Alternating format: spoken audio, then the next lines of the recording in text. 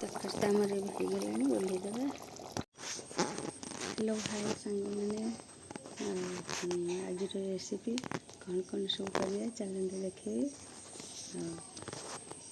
ଏଠି ଭାତ ଆଗେ ବସେଇ ଦେଇଛି, ଭାତ ଆମର ଫୁଟିଗଲାଣି, ଏବେ ହେଇଗଲାଣି।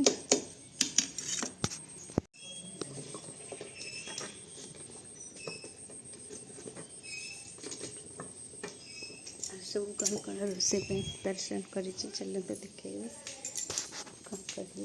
ଭାତ ତ ଆମର ବସେଇ ଦେଇଛି, ଫୁଟିଲାଣି। ଆଉ ଦେଖନ୍ତୁ ନଈ ମାଛ ଆସିଛି, ମୁଁ ବି ଭାଜି ଦେଇଛି। ଆଉ ଭଜାଟା ଆପଣଙ୍କୁ ମୁଁ ଦେଖେଇ ପାରିଲିନି। ଆଉ ମୋ ଖାଇବା ପାଇଁ ମୁଁ ଭେଣ୍ଡି ନେଇଯାଇଛି କାଟିକି, ଭେଣ୍ଡି ତରକାରୀ କରିବି, ଆଳୁ ଟମାଟର ଏଠି ମସଲା କରିଦେଇଛି। ଦେଖନ୍ତୁ ଚାଲ ଏବେ ରୋଷେଇ ଷ୍ଟାର୍ଟ କରିବା।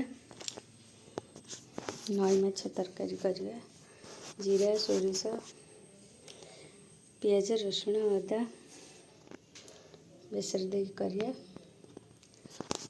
କେମିତି କ'ଣ କରିବା ଦେଖିବା ଚାଲ ଆଗକୁ।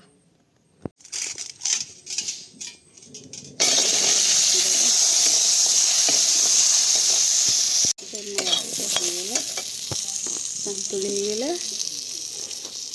ପୋଳା ମାଛ ଆଳୁ ଝୋଳ କରିବା। ତରକାରୀ ପାଇଁ ମୁଁ ତେଲ ଦେଇଦେଇଛି, ପିଆଜ ଦେଇଦେଇଛି। ଆମର ପିଆଜ ହେଇଗଲାଣି, ମସଲା ଦେଇଦେବା।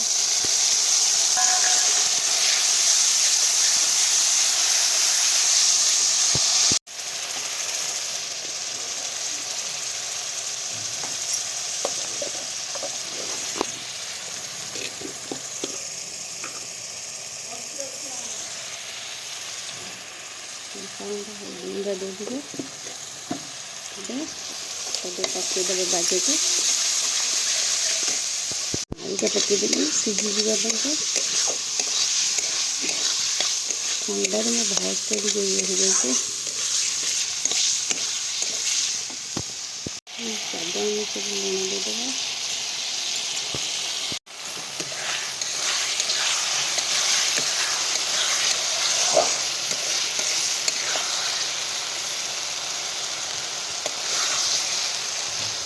ମସଲା ଆମର ହେଇଗଲାଣି, ଏବେ ଟିକେ ପାଣି ଦେଇଦେବା। ମସଲା ହେଇଗଲା, ପାଣି ଦେଇଦେବା, ଅଳ୍ପ ପାଣି ଦେବା।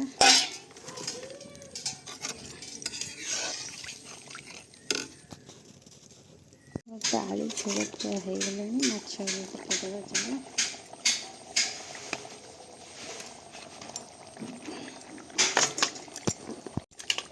ମାଛ ଦେଇକି ମୁଁ ପକାଇ ଦେଇଛି।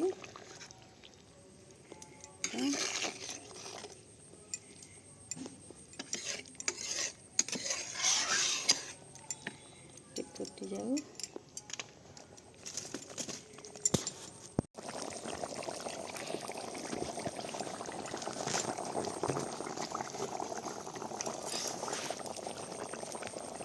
ଆମର ମାଛ ତରକାରୀ ପୁରା ରେଡି ହେଇଯାଇଛି। ଆଉ ବାବୁଲ ପାଇଁ ବାଢ଼ି ଦେଇଛି, ସେ ଖାଇବେ। ଭିଡ଼ିଓ ଭଲ ଲାଗିଥିଲେ ଆପଣମାନେ ଲାଇକ୍ କରିବେ, ସେୟାର କରିବେ, ସବସ୍କ୍ରାଇବ୍ କରିବା ପାଇଁ ଜମା ବି ଚ୍ୟାନେଲକୁ ଭୁଲିବେନି। ରହିଲି ସାଙ୍ଗମାନେ, ଜୟ ଜଗନ୍ନାଥ, ରହୁଛି।